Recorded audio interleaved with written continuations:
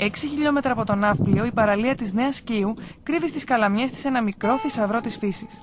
Πανέμορφα πουλιά κάνουν έντονο το στίγμα της πανίδας στην περιοχή, κάνοντας ευτυχείς τους παρατηρητικούς φυσιολάτρες.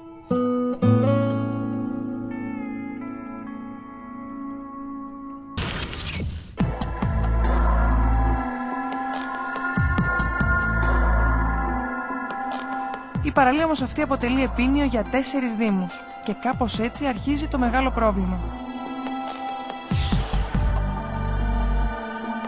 Ο υγροβιότοπος της Νέας Κοίου είναι ένας από τους 10 καταγεγραμμένους στο νομό Αργολίδας, ωστόσο δεν ανήκει στις περιοχές Natura. Ως εκ τούτου, βαζώματα και σκουπίδια υπάρχουν παντού αφού δεν υπάρχει προστασία από τον νόμο. Ο υδροβιότοπος της Νέας Κοίου δεν χαίρει της προστασίας που του αξίζει. Παρά τις μεμονωμένες προσπάθειες των κατοίκων αλλά και του Κέντρου Περιβαλλοντικής Εκπαίδευσης, η κατάσταση έχει φτάσει πλέον σε αδιέξοδο. Πλαστικά μπουκάλια, άδειοι τενεκέδες, παντού σκουπίδια, σε όλο το μήκος της παραλίας.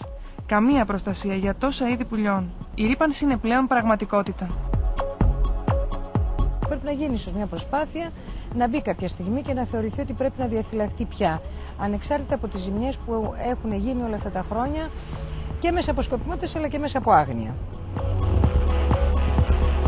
Υπάρχουν πάρα πολλά είδη πουλιών που έρχονται εδώ για να φωλιάσουν, για να μεταναστεύσουν, για να διαχυμάσουν όπως λέμε.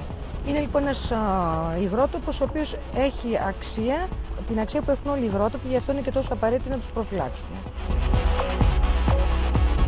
Ένα στολίδι της Αργολίδας, μόλις λίγα χιλιόμετρα από τον Ναύπλιο, ο υδροβιότοπος της Νέας Κοίου επιβιώνει απροστάτευτος.